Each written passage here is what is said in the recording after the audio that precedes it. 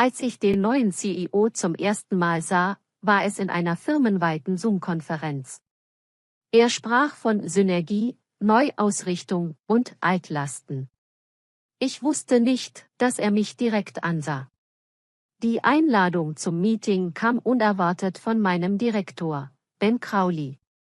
Der Weg ins Chefetage war irritierend, der sterile Teppich, das Geräusch polierter Schuhe auf Glas, die Stille, die das übliche Bürogeräusch zu verschlucken schien. Oben wartete Roland Voss, jung, intelligent, ein menschlicher Algorithmus im Tom Ford-Anzug.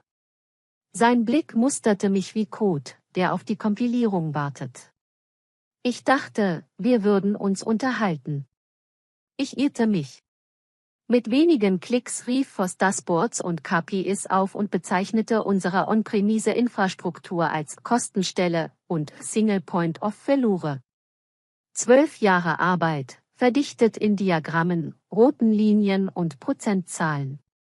Crowley, mein Chef seit 10 Jahren, saß neben mir und nickte zustimmend. Meine Erklärungen, Sicherheitsprotokolle, Datensouveränität, Latenzprobleme verhalten ungehört angesichts des allgegenwärtigen Schlagworts Cloud-nativ. Das Urteil war nüchtern.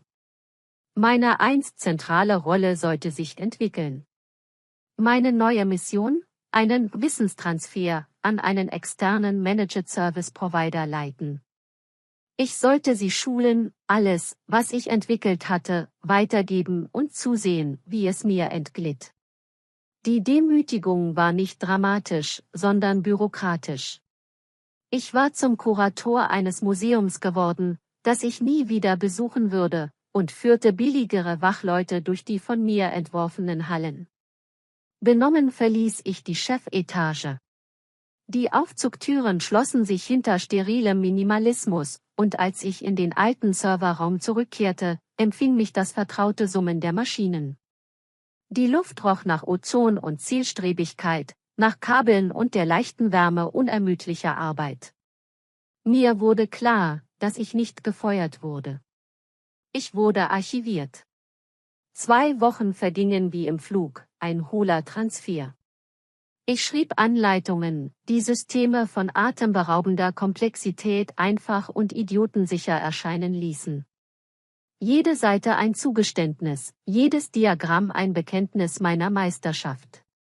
Am anderen Ende der Welt war Kumar, der Leiter des Offshore-Teams, zwar höflich, aber ungeduldig und darauf bedacht, die Verantwortung zu übernehmen. Meine Warnungen vor den Wächterprotokollen, den Verteidigungsebenen, die ich über Jahre in die Infrastruktur integriert hatte, wurden mit höflichem Nicken und Achselzucken quittiert.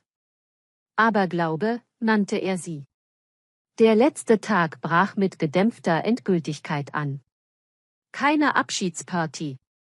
Kein Kuchen. Crowley bot mir einen unbeholfenen Händedruck an. Es ist die Zukunft, Mann. Versuch, das große Ganze zu sehen. Ich packte meine abgenutzte Tastatur, meinen Bonsai-Baum, Relikte eines Lebens, das in diesem summenden Labyrinth stattgefunden hatte. Ich ließ die Systeme wie ein Schweizer Uhrwerk in einem digitalen Gehäuse laufen, jedes Zahnrad und jede Feder intakt. 3 Tage später, um 23:23 Uhr, piepte mein Handy einmal. Eine einzige, subtile Warnung, Anomalie, Sentinel-Protokollraute 7 Heartbeat unterbrochen. Kein Fehler. Eine Frage. Jemand hatte versucht, die zentrale Authentifizierungsschicht anzugreifen. Das System hatte kurz geflackert. Ich beobachtete es. Ich tat nichts. Das war der Test. Und er war gescheitert. Die Warnung verschwand automatisch. Wer auch immer es war, hatte sich zurückgezogen. Vorläufig. Ich dachte über die Sentinel-Protokolle nach. Sie waren keine Fallen. Nicht im Sinne einer Falle, die jemanden in einen Fehler locken sollte. Sie waren Reflexe, tief in die DNA des Systems eingewoben, unsichtbar für jeden, der seine Sprache nicht verstand. Versuchte man, sie zu reparieren, würden sie sich verteidigen, nicht höflich, nicht als bloßer Fehler, sondern als lebendiges, reaktives Wesen. Das Summen meiner Serverprotokolle fühlte sich lebendig an, fast menschlich. Codezeilen, die ich vor Jahren bearbeitet hatte, flüsterten Warnungen im Dunkeln. Ein System, das ich aufgebaut hatte, ging nicht einfach kaputt. Es reagierte. Es testete, es schützte, es erinnerte sich. Und wenn es provoziert wurde, würde es zuschlagen nicht aus Bosheit, sondern mit Präzision.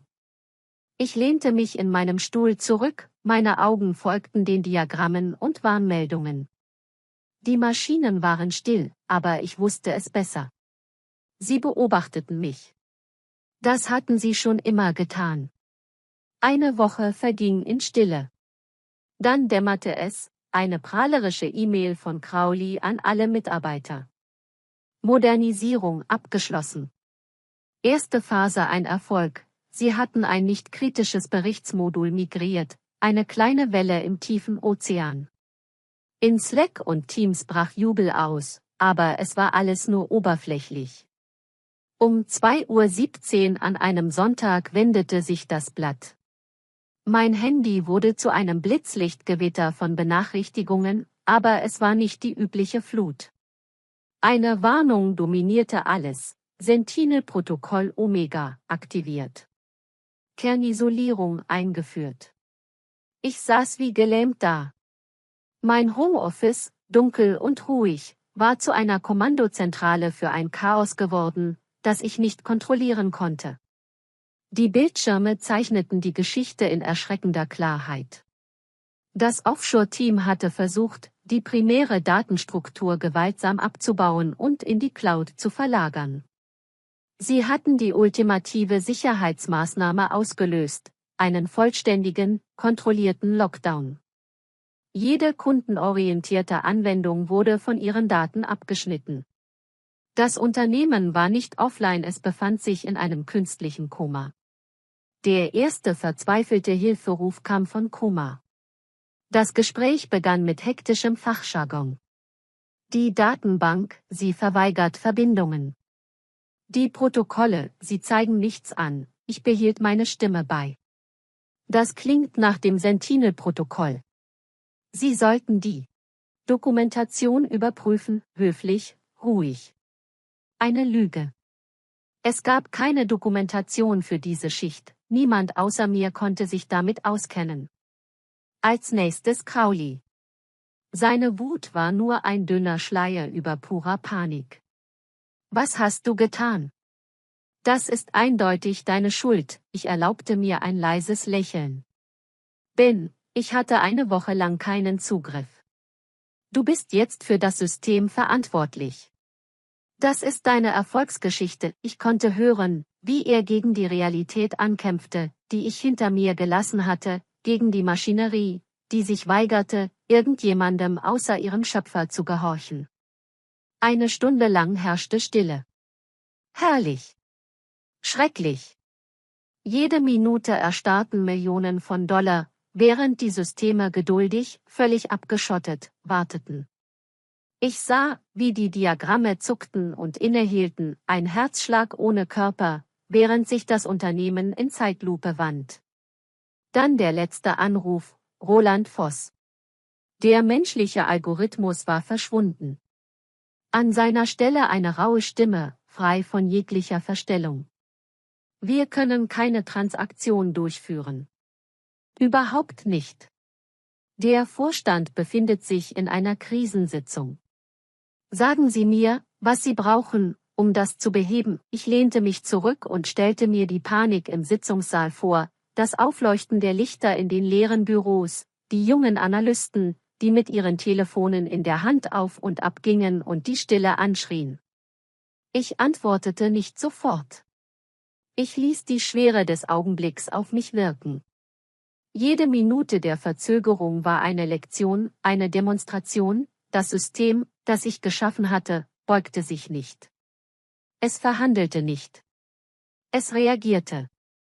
Und genau jetzt lehrte es sie den Preis der Hybris. Schließlich sprach ich. Ruhig. Präzise. Meine Anweisungen waren chirurgisch präzise, beinahe poetisch, eine Choreografie, die nur jemand ausführen konnte, der innerhalb dieses Gitters gelebt hatte. Jeder Schritt musste perfekt sein. Das Herzstück der Firma hing davon ab und zum ersten Mal begriff ich, dass ich nicht nur der Architekt eines Systems war, sondern auch sein Wächter, sein Geist und sein Gott. Draußen drehte sich die Welt weiter. Drinnen tobte ein stiller Krieg, ausgetragen durch Code, Alarme und Disziplin. Die Maschinen hörten zu, erinnerten sich und warteten. Und währenddessen saß ich in meinem schwach beleuchteten Homeoffice und beobachtete das Chaos mit der Gelassenheit eines Überlebenden. Die Verhandlung fand auf neutralem Terrain statt, ein hochsicherer VPN-Tunnel, eine anonyme Telefonkonferenz. Keine Gesichter, keine Körpersprache. Nur Stimmen, komprimiert und brüchig. Ich nannte meine Bedingungen einmal. Keine Theatralik. 48 Stunden absoluter Autonomie. Kein Crowley. Kein Offshore-Team. Meine Zugangsdaten wiederhergestellt, unverändert. Ein Beratungshonorar in Höhe von 2 meiner früheren Jahresgehälter, sofort überwiesen. Und schließlich ein Live-Gespräch mit dem Vorstand, aufgezeichnet, in dem ich ganz klar erklären würde, was geschehen war und warum. Voss sträubte sich gegen das Honorar. Man konnte die Berechnungen in der Tabellenkalkulation hinter seinen Augen klicken hören. Crowley explodierte, seine Stimme überschlug sich in der Leitung. Das ist Erpressung. Das haben Sie geplant, ich sagte nichts. Schweigen hat Gewicht, solange das System noch schläft. Im Hintergrund durchbrach ein Vorstandsmitglied den Lärm. Zahlen Sie ihn, Roland, das Geld war weniger als eine Minute später auf meinem Konto. Ich loggte mich ein. Mein altes Terminal erwachte zum Leben, die Eingabeaufforderung begrüßte mich mit Namen wie ein alter Freund, der geduldig gewartet hatte. Ein Befehl. Sauber. Endgültig. Sentinel stand down. AUTH, Master-Architest. Das System atmete aus. Isolationsfelder begannen sich zurückzuziehen, Verbindungen wurden mit Bedacht neu geknüpft. Der Organismus erwachte langsam, vorsichtig und vertraute nur dem, was er kannte. Die Konferenzschaltung war live. Ich erhob nicht die Stimme. Ich prahlte nicht. Ich lehrte. Sie haben keinen Techniker engagiert, sagte ich. Sie haben einen Architekten engagiert. Sie haben keine Software gekauft, Sie haben ein lebendes System in Auftrag gegeben. Die Wächterprotokolle waren sein Immunsystem. Ihr neues Team versuchte eine Herzoperation mit einer Tabellenkalkulation. Der Organismus verteidigte sich selbst, niemand unterbrach mich. Ich teilte meinen Bildschirm. Ein einfacher Vergleich. Die historische Verfügbarkeit unseres Systems 99,999% im Vergleich zu den regionalen Ausfallstatistiken des Cloud-Anbieters.